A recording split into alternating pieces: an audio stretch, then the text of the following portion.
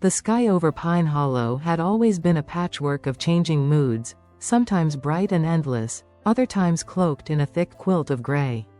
But on that late summer afternoon, there was something in the air that whispered of unrest. The birds had stopped their chatter, the wind moved like a warning, and the scent of rain rode heavy on the breeze.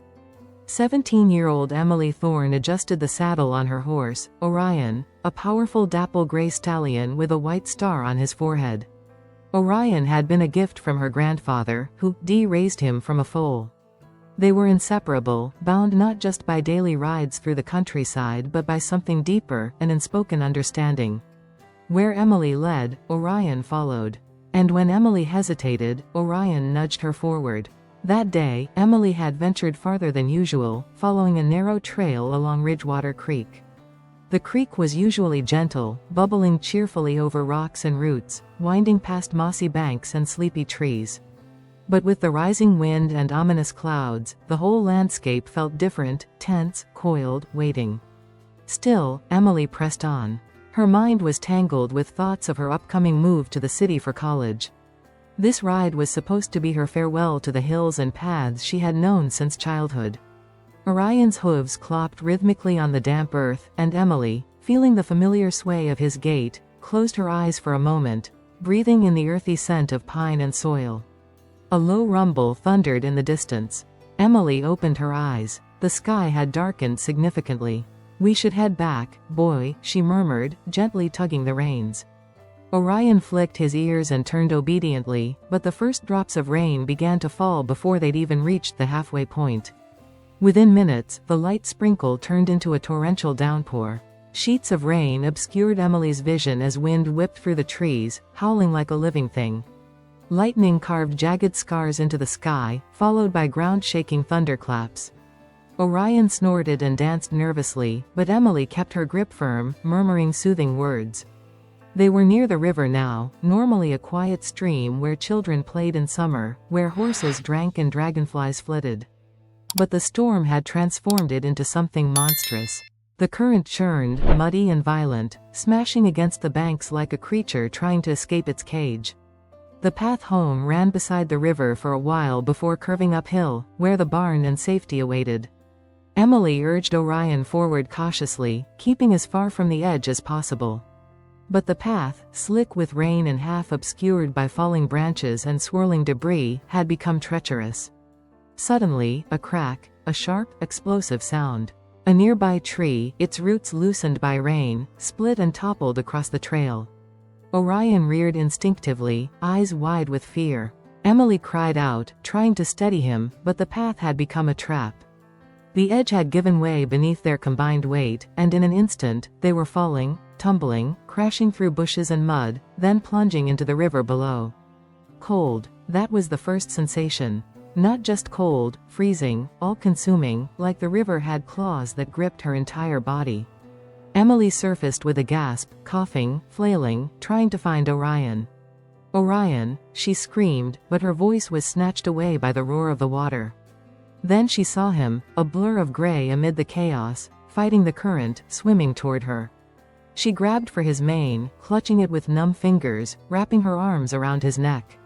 Orion neighed, struggling to stay afloat, nostrils flaring, hooves kicking beneath the surface. He was trying to hold her up, to keep her head above water. The river did not care.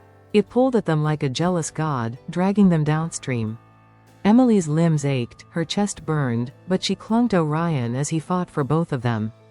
Branches struck them, unseen rocks scraped her legs. Her boots were ripped away. But through it all, Orion swam, strong, resolute, desperate. It felt like forever, that endless drift through fury and foam. And then, rocks. The river narrowed and split around a jagged formation. The force of the current threw them against it. Emily's grip slipped. She was flung sideways, rolling through the current, until something, Orion again, nudged her toward a half-submerged log. She clawed at it, coughed up river water, and managed to haul herself partially onto it. "Orion," she sobbed, twisting around. He was still in the water, pushing against the current, but he was tiring. His eyes found hers, and in them, she saw a terrible kind of awareness. He knew. He gave one last powerful kick, pushing her closer to the muddy bank. Then he disappeared beneath the surface. No, Emily screamed, lunging toward the spot. But her muscles failed her. Her fingers could barely cling to the log. She drifted to the edge of the river, where branches snagged her like gentle hands. She rolled onto the bank, sobbing, shivering, her whole world spinning. And the rain kept falling. When Emily awoke, the world was a cold, gray blur. She lay on the muddy riverbank, soaked to the bone, her clothes clinging to her like second skin. Her entire body throbbed, each limb heavy and stiff. The storm had moved on, leaving behind a haunted silence, broken only by the drip of water from trembling leaves and the sluggish murmur of the river, now calmed as if satisfied with its fury. Emily sat up slowly, her hands trembling. She coughed and winced at the sting in her ribs. Her palms were torn and bloodied from the rocks and branches. But it wasn't the pain that consumed her. It was the absence. Orion, she croaked. The name stuck in her throat like a lump of river mud. She tried to stand and nearly collapsed. The world tilted, spun, then steadied again. She stumbled back to the water's edge, eyes scanning the surface for any sign of him, his silver mane, his strong shoulders, even just the flick of an ear. Nothing. The river was a quiet beast now, as if ashamed of its own violence. It gave no clue, no trace of the creature it had swallowed. Tears burned her eyes. He had saved her. Orion had carried her through that nightmare, pushed her toward safety, even as the river stole the strength from his powerful body. He had given her everything, and vanished. Emily staggered back from the water and collapsed against the trunk of a fallen tree. For a long time, she did nothing but cry. Not the sobs of a frightened girl, but the low, broken cries of someone who had just lost a part of herself. Time passed. She didn't know how long. Eventually, survival forced its way into her mind. She needed help. She needed to get home. Her phone, if it hadn't been torn from her pocket, was soaked and useless. There were no paths near the spot where she'd washed ashore. The storm had wrecked everything. But Emily had grown up in Pine Hollow. She had ridden every trail, walked every field, climbed every hill. Even here, disoriented and bruised, she knew the general direction of home. She started walking. Her legs ached. Her boots were gone. Sharp stones and fallen twigs pierced her feet. But she moved forward, one painful step at a time. The woods whispered around her. The wind rustled the leaves as if echoing her grief. At one point, she paused and thought she heard a whinny in the distance. She turned sharply, hope flickering. "Orion?" she called, voice cracking. But it was nothing. A trick of memory and longing. She pressed on. As the sun began to break through the clouds, she reached a familiar fence line. Beyond it lay old Miller's pasture. That meant she was less than 2 miles from home. Relief gave her a new burst of strength. She climbed the fence, her hands scraped and raw, and limped across the field. By the time she reached the gravel road leading to her family's barn, she was barely upright. Her legs buckled just as she saw her mother sprinting toward her, wide-eyed and pale. "Emily," her mother cried, dropping to her knees and catching her just in time. "Oh my God, Emily?" Strong arms held her, warm hands touched her face. Then there were more voices, her father, her little brother Ben, the neighbor Mrs. Hart who always smelled like lavender and soup. They wrapped her in blankets, lifted her gently, and carried her into the house. Only when she was safely in bed, after the doctor had come and stitched up the cuts on her legs and confirmed she had no broken bones, did Emily whisper the truth. "Orion saved me," she said, voice hollow. He didn't make it." The room went quiet. Her mother held her hand tighter, tears welling in her eyes. "He was the best horse," Emily said softly. "He stayed with me, he pushed me to the shore. He could have saved himself, but he didn't. He saved me." No one spoke. What could they say? The next morning, Emily refused to rest. She made her father drive her down to the riverbank, to the place where she'd been found. She searched the water's edge, called his name again and again. Still nothing. In the days that followed, the town buzzed with the story. People came to the house to bring flowers, casseroles, even little notes saying how sorry they were. Everyone knew how much Emily loved Orion. He was more than a horse. He was her soul's twin, her shadow, her shield. Some suggested he might have survived, that he'd been swept downstream and could still be out there. Emily wanted to believe that. She spent hours at the river. She posted flyers. She called every animal rescue group within 50 miles. Her father even borrowed a drone to search the banks from above. But as the days turned into a week, and the week slipped into 2, that fragile hope began to fray. She had nightmares of dark water and the glint of Orion's eyes vanishing beneath the surface.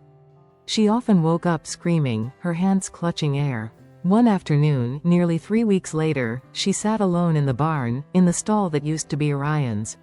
His halter still hung on the hook. His blanket still smelled of him. A breeze fluttered the barn door. Dust swirled in golden shafts of sunlight. And then she heard it, soft, faint, but unmistakable.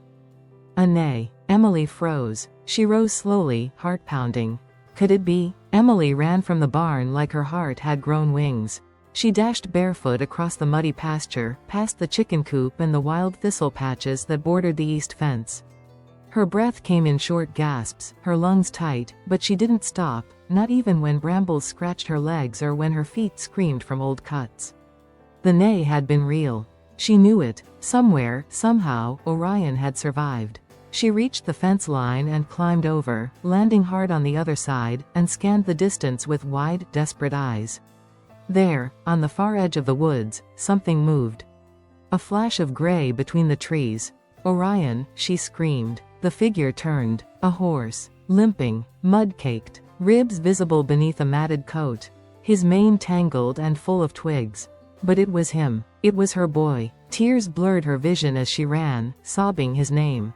Orion took a cautious step forward. He was favoring his front right leg. But when he saw her, his ears perked forward, and his head lifted slightly.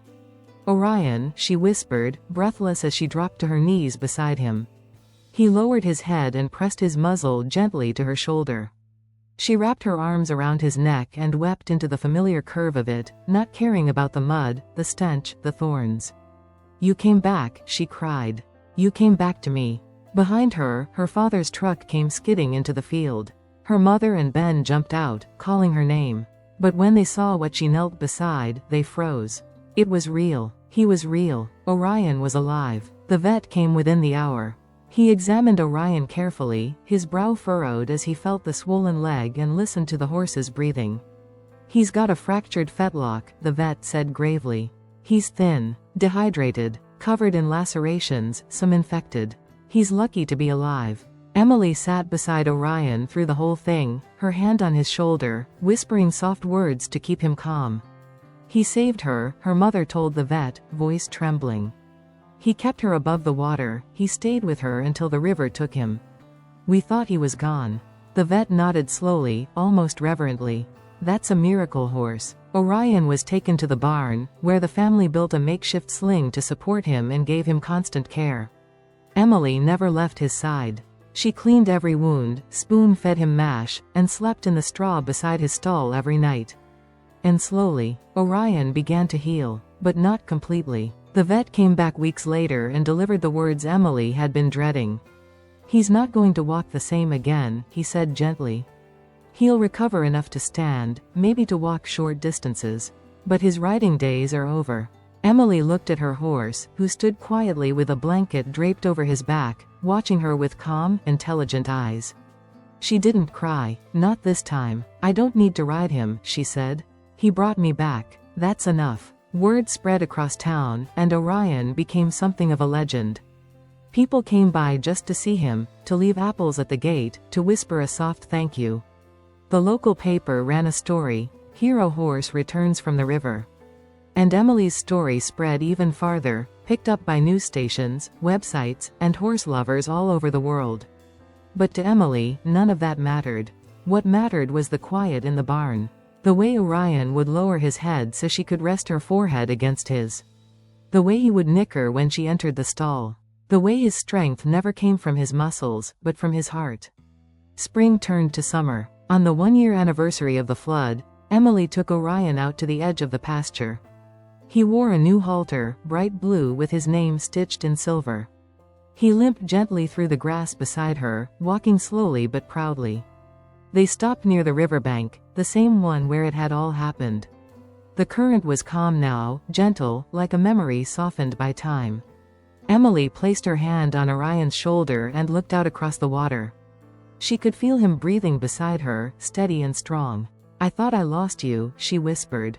"But you never left me." "Not really." Orion whinnied softly and nuzzled her arm. She smiled. He had returned from the storm, not just alive, but changed. Slower, perhaps. Scarred. But with a deeper soul, a wiser spirit. He had walked through the river of death, and carried her back with him. She leaned against him and closed her eyes. He had saved her life. And now she would spend the rest of hers honoring that gift.